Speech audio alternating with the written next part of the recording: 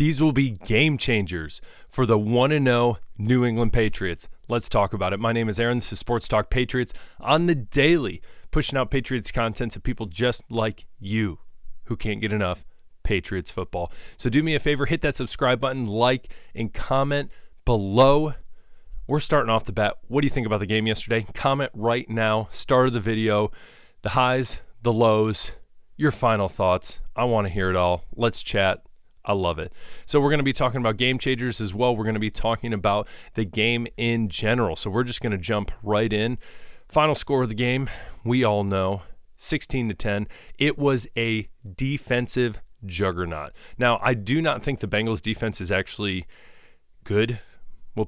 We'll say good. I don't think they're actually good. I just think it's the fact that the New England Patriots offense, they still have a lot to work on, but still a lot of signs of life, a lot of positives, some negatives, and we're going to jump right into it. So first of all, we're just talking game changers today.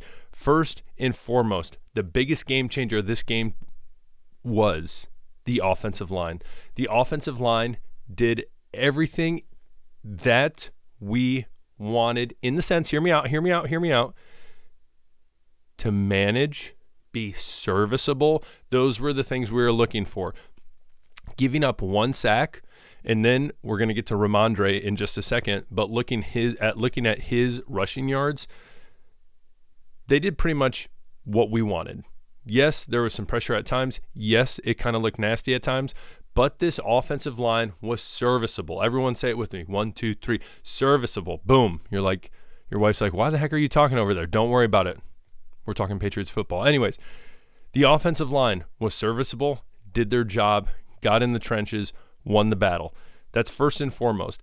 I've talked about it before. If you want to win football games, a good barometer for that is winning the rushing battle. Especially when if you were not to know who won the game and the score was 16-10 and you said, hey, who won the rushing battle? And you said Patriots, I would say 10 out of 10 times, I'm going to say I think the Patriots won because they won the rushing battle.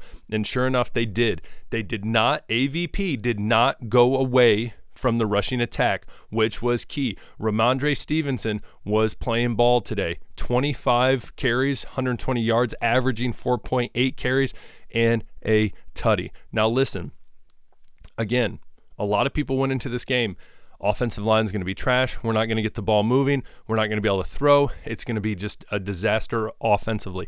Now, yes, some things went our way. We'll talk about that in a minute as well. But you look at it on the offensive side of the ball, we continued to try to rush the ball. We continued handing it off. We even gave Antonio Gibson some carries. He did all right here and there. I was glad he was able to play. But the workhorse, Ramondre, you're a dog, son. You are a dog. Now, look on the flip side. Look at the Cincinnati Bengals. Again, they lost Mixon. He had a hot game for the Houston Texans. He was on my fantasy team, went off. Thank you very much. Zach Moss, though, he only had 9 carries for 44 yards.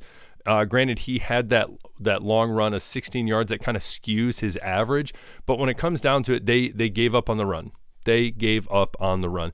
They said, Joe Burrow, we're going to put this in your hands. We expect you to do what you do. Jamar Chase in the game. We know that T. Higgins was out. But again, no excuses on the Bengals side of the ball. Again, we look at outlets like ESPN, and Cincinnati Bengals are a team they hype. They love Joe Burrow. They love Jamar Chase. And they see that, and they hype it up. The Bengals, dog water. Not a good team. Could they turn around? Absolutely. Absolutely they could. But they did not show me they were a good team. Now, I do think it shows that the Patriots had a solid defense. We're going to jump into that in just a second as well. But again, you look at the offensive side of the ball for the Patriots, and we're talking about one, offensive line, rushing attack, dominant. In the video yesterday, I said, you know what, I think Ramondre is going to get at least 75 yards. And then I balked on that. I said, no, he's going to get 100. And then he ends up with 120. You got to believe, ladies and gentlemen. You have to believe, all right? Now, we look at the passing attack as well. Again, giving up 1 sack. And here was the interesting thing. If you watched any of the Rams game yesterday, the Rams offensive line was trash. And the reason I know that was A.J. Akuri was playing left tackle. He played at Michigan State. Dog water. I've seen him play plenty of times. Dog water. He was going up against Hutchinson. He got 2 holdings. He got multiple penalties. It was bad.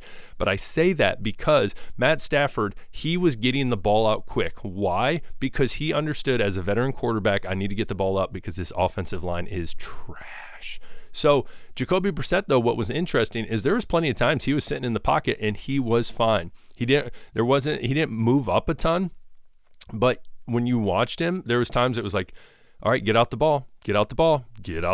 So I'm not giving out grades necessarily, but looking at this offensive line, listen, today with the rushing attack and how they did, being the Frankenstein line that they are, I'm going to have to say like A minus range. Like, what do you think? Give the offensive line a grade.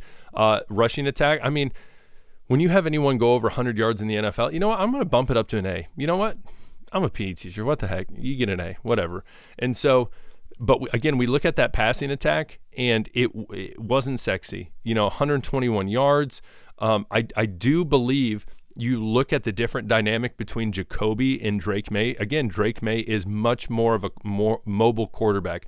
I truly, honestly believe if Drake May was in there, yes, there could have been more mistakes made. Not going to disagree with that. But I do think he would have had he would have sparked the offense just a tad more than Jacoby. That's my thought based on seeing him in the preseason. Then again, Jacoby, I think he did a very serviceable job as well.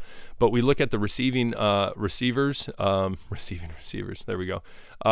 And nothing really pops out. I mean, Hooper had a couple of those big catches that were awesome to see. Thornton's in there. Remember, at one point we didn't think he was going to make the team. The most targets was KJ Osborne. Henry Hunter targets. Pop not doing the shallow crosses, not getting as much action as I thought he would. Polk 1 for 1 is what it is. And Ramondre 3 for 3. So nothing crazy in the passing game. And see in the weeks to come that's going to be what defenses really try to lock down is that. And then they're going to try to, hey, we know you can't pass, so we are literally just going to stop the run. So we're going to see what happens with that. Again, you look at the other side of the ball when it comes to the Bengals, and this is where we get into our second game changer, and that is just the defense. Specifically, my dog, Keon White. Whew.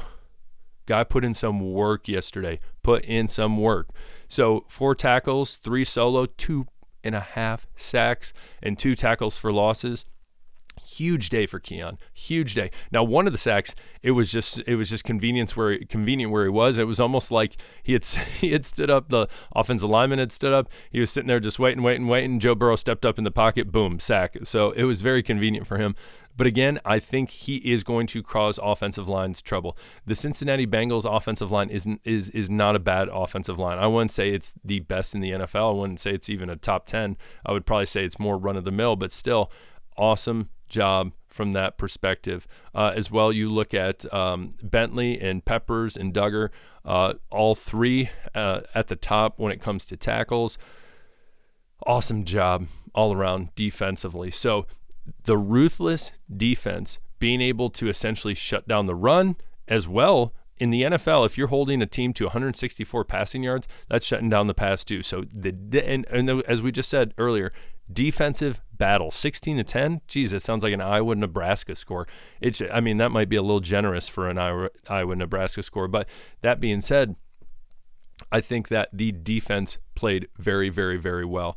So as well, the last big game changer was the fact of the turnover battle. The turnover battle was won. Now, this game could have been totally different if there wasn't a fumble right on the goal line on that catch right there. But again, things happen. You got to be in the right spot at the right time. Marcus Jones picking it up and getting a decent return on it. You can tell how quick he is when he gets it, as well as Hawkins. I was going to say 2 safeties, but Marcus Jones is our nickel. But Hawkins also getting a fumble recovery as well was huge. Again, a lot of people are like, well, that's luck. That's luck. That's luck. You ever heard the saying, I'd rather be lucky than good? Yes, I'm going to say that here too. But when it comes down to it as well, a lot of times it's, hey, we're a hard-hitting defense, and it just happens that I'm a ball hawk and my head's on the ball, and boom, it pops out, and hey, let's go, turnover, let's ride. So, the defense ratcheted down when they needed to. So it was huge. Now, a lot of people said, so game changers, when it comes down to it, game changer, offensive line, rushing game, yes, 100%.